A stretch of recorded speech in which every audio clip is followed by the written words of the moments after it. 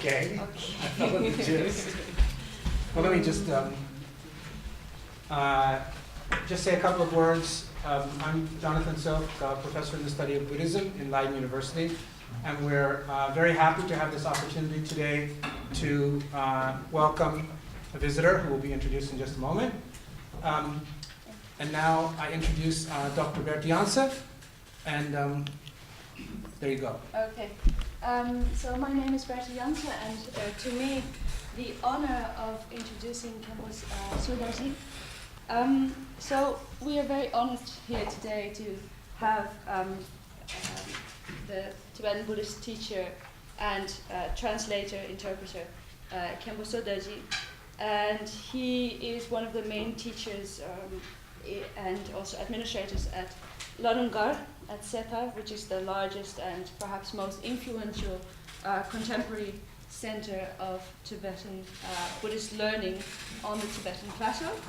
And he has been a pivotal figure in bringing Tibetan Buddhism to Han Chinese audiences in mainland China and also beyond. And this has been, he's been working tirelessly over the last 2 decades. He's also a prolific author, you could say, a bestseller of books on Tibetan Buddhism in Chinese, and he has an extensive network of Chinese students and devotees, and he is also very involved in philanthropical enterprises and spends a lot of energy on Buddhist outreach, especially among young people in Tibet and China. So that's sort of the topic that we're going to talk about tonight, the attraction of Tibetan Buddhism to young and urban educated people in China and beyond. Today is more of a question and answer session, things you always wanted to ask and never got the chance to. And I will try to interpret this and translate this as well as my possibilities. I will try. Thank you. So who wants to open up with the first question? I can do that if Yes. others don't want to. Well, I would like to ask a question about context, which is that Khenpo is lecturing in, as we can see from your own website, for example, at a great many universities throughout the world. And I wonder if you would tell us why you think it's so important to present yourself in university settings. Yes. Tanga de shitong parchir nitong gu yarman tani tanga so janak tani lopchangare ni nga tani chuchu zenar kacherewa chuchu mare tendan tani lopchangare ni tani te danshi zer kona jaga tani korang so shokzegando tani nge sana kachir onson lochong de so ina pe kange na sano tani chi chanre chulure ka na pe yaboyo re tendi chi chise de la jirkin kandre nanjuk sone na te nga lopcha kandre danshi shinke yo na ngan role yense nge tani chuchu marashati de tani ngarang lapso ta jima dari lopcha kasakane na shozenke yo na nga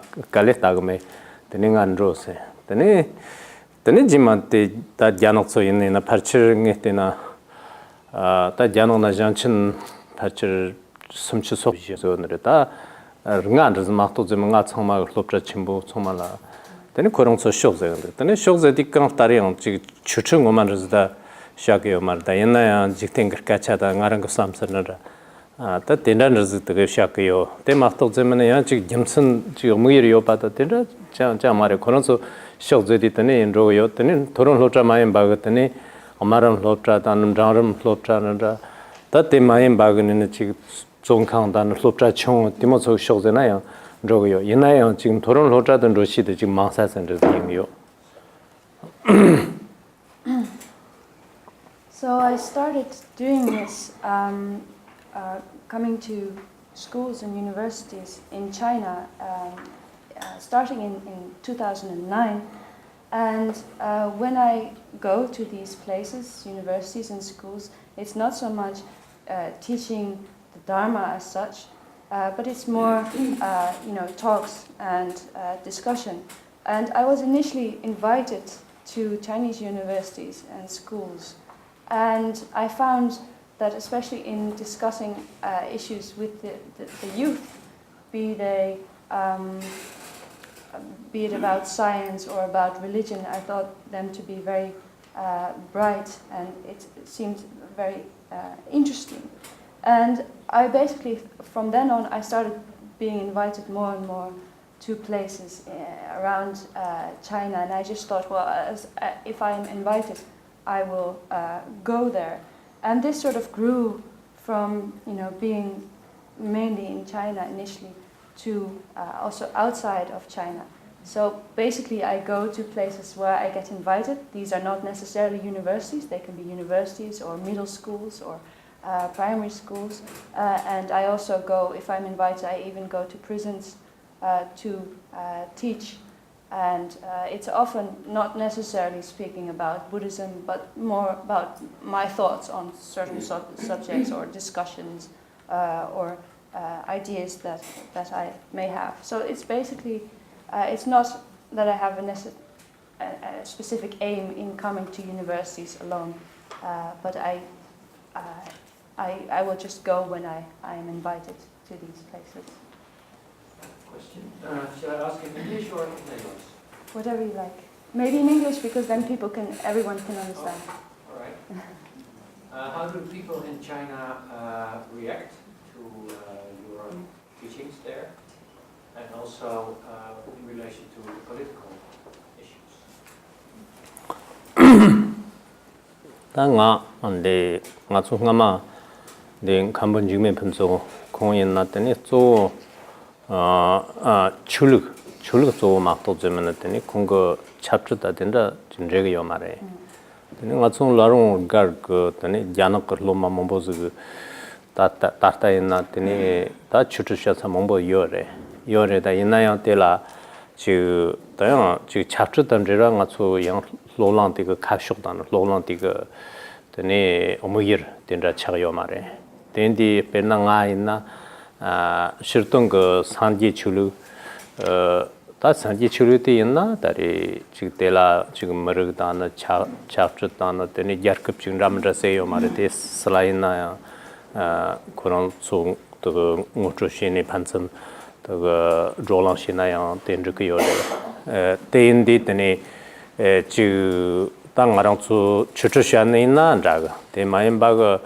되니 로차잠바 손존에 있나요? 그 차트단 정리라 그런 중원에 있나요? 차트단 저라 요산이나 나대요 다리가 지금 차트제기도 다요 쇼라로 소소가 양 모여 몸보고 오늘에 인디아 지금 스탑 데모문도 인디아 소도 추경화를 고고는 되니 그 조랑 시기다는 추추샤지 다 때문에 이렇게 되니 지금 가사강나 손에 있나요? 지금 다음 무여된다 요사이니나요? 지금 쇼강단에 답대 보면 맹거된디 야나가 추추샤지나 대담 저런 조금에.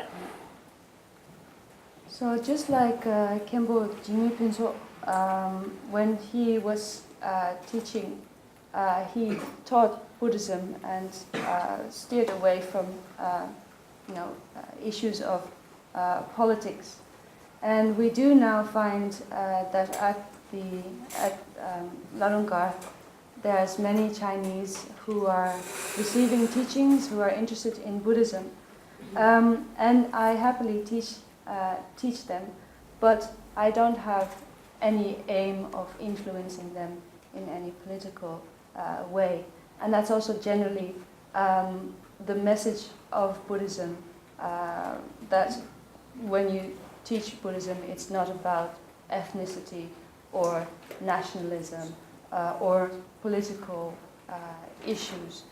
It's more having a discussion about religious topics, things that are interesting for us. So also when I'm invited to universities, whether I teach Dharma or when I go to universities or schools to teach, then I try to stay away from the political discussion, just because it is not fitting. It's something that is not my aim. Yes.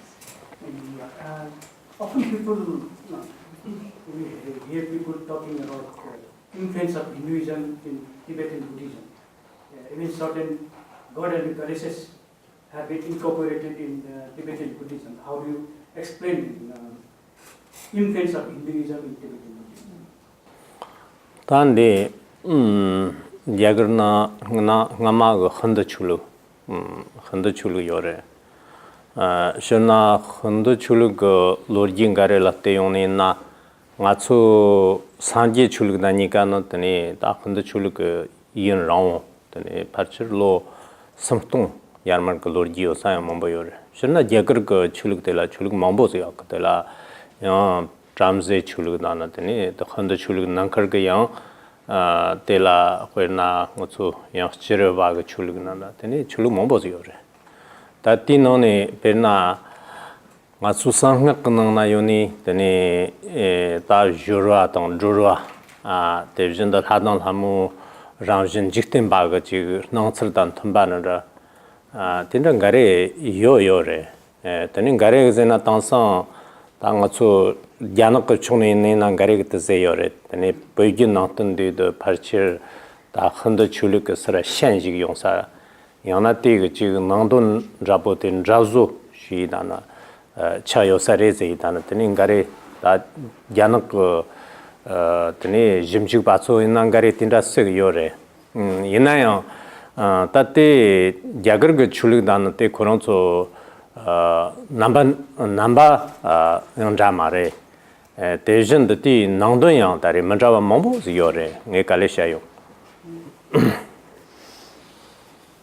So, if you look at the history of Hinduism compared to Buddhism, you could say that it has a longer history, perhaps at least 3,000 years.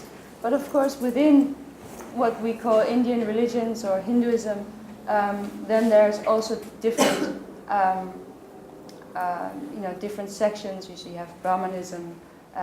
You have then in Indian religion, you have Jainism, and so on. So it's difficult to point to one thing, but it is indeed true that especially when you look at tantras, Buddhist tantras, you see, and then in the ritual or in the description of the appeasement and liberation rituals, then there's lots of descriptions of gods and goddesses who have the appearance of Indian or Hindu deities. And there has been some scholarship, the scholarship I know of Chinese scholars who say that there is, at least the outer appearance of these deities have been basically imported, adopted from Indian religions. But it is one thing to talk about the appearances of these deities, and another to talk about what they actually represent, the actual meaning of these. Tate mandra sada kare yorzena jagar ke chulung rozina tene ta perna wanshik ba chulugina tene korong gati ndochak te takar ke ta wanshik ba yoro 다 원칙바 출렁드제나 때네 파르체와 다르 단 노처였나 노처 타कर 그 람선바 대랑 문정가 요서래 때네 가초 때네 회나 다 상가 거는 그 하당 하모고 또 야빔 종줄 다 티모요노 되나 시르타르데 있나 또다 포모거나 바즈요래 때네 다때 낭 타르데나 때네 다 노처제거래 때네 상와르타르데 있나 다때 노처더 다 멜롱 타베 이시 멜롱 타보 이시 제이다 더요래 되네 양상 타르데나 셈징오 기와메 바 다 템송거요래 다 샘궁고 시험에 봐 샘궁고 곡사라 댄송고요 동화다는 때니 곡사라니까 종든지 봐 댄송고요 다때인데 대지 다 낭철 거wan도 셴이나 다래 거나 지금 야연 종저가 하늘을 티모요나라는 동무마가 다 샘궁고 시험에 봐 동화다는 때니 가밤에 봐 곡사라 되니까 종든지 송고 팀 촌돈 잠막도 좀 되니 배나 녀몽와랑 람천바다는 녀몽와 랑가와 된다서가 원성게요 말에 되니 그런데 가수 때다 상행 그 적는 거 종lik 때 야와서도 심직시에는 되니 다 야그르게 출력다 나페 되니 자체산에 만져서 하장 첨보도 요거요래. Now, for example, where you see the differences is when